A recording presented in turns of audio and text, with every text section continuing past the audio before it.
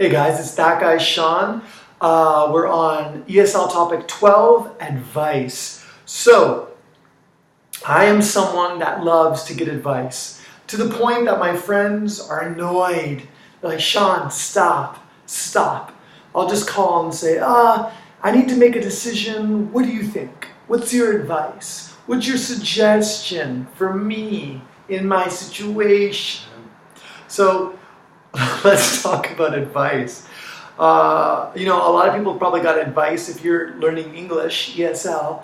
You said, should I go to another country? Should I look for a job? Should I learn English? And someone said to you, maybe they speak English, and they said, yes, learn English. Or they said, yeah, go travel, go into the world. What 3 pieces of advice will you give your children? Ooh, that's a good question. So the 3 pieces of advice I would give to my children. Number 1, I would say know yourself. Know who you are.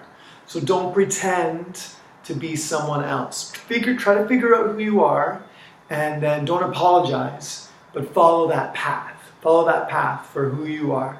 And allow so I guess maybe my second piece of advice would be allow others that you love and trust, that you've realized over a couple of years you can trust them, let them speak into your life.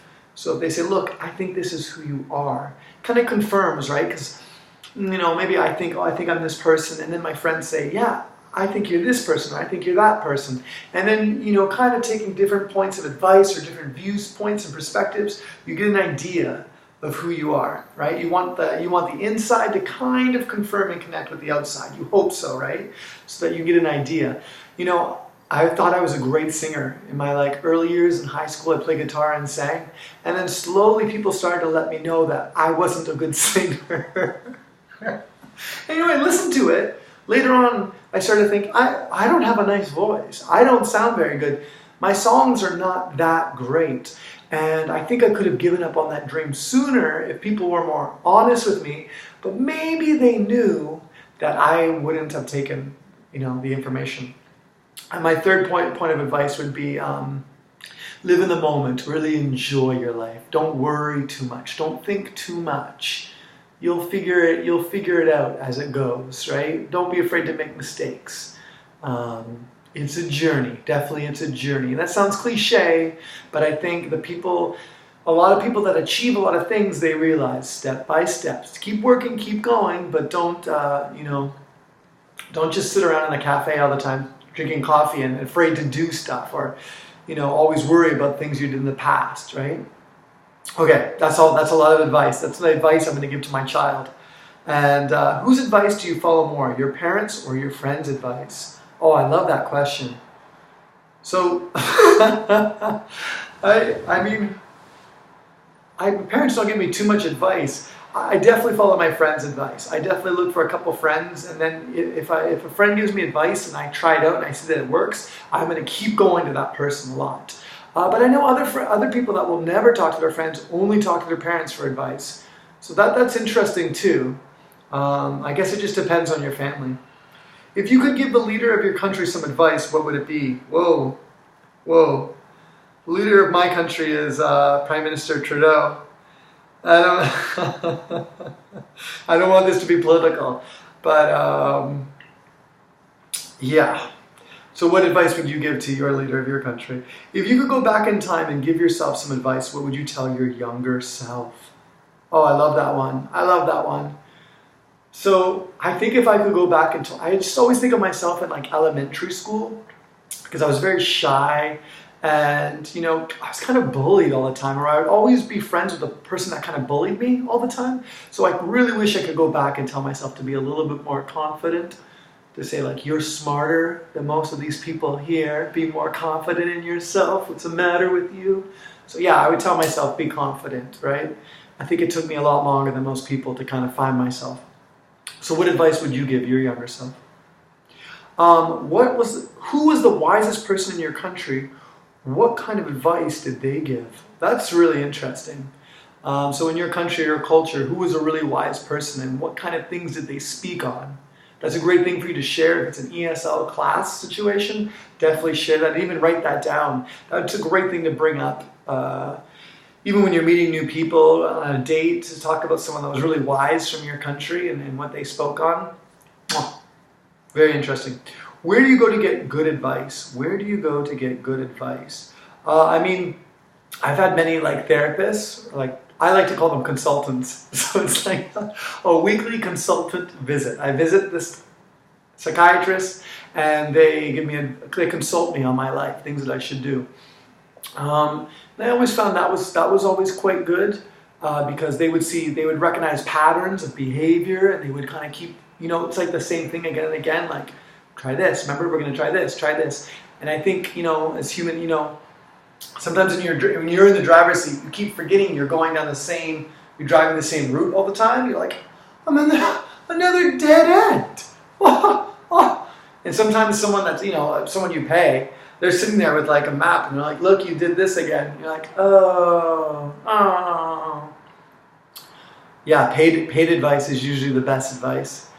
Okay, so let's give some advice ourselves. What are some things students should do to improve their English? So I would say to improve your English, just keep talking all the time. I mean, I just see it every year, right? When I was teaching in Toronto for 1 year with all adults, a lot of university students, but there are some students that would talk almost too much in class. They'd always let me know their opinion on a certain subject. They wouldn't be scared, and they'd make mistakes with their grammar, and then, I'd correct them, like, okay, and they would keep going.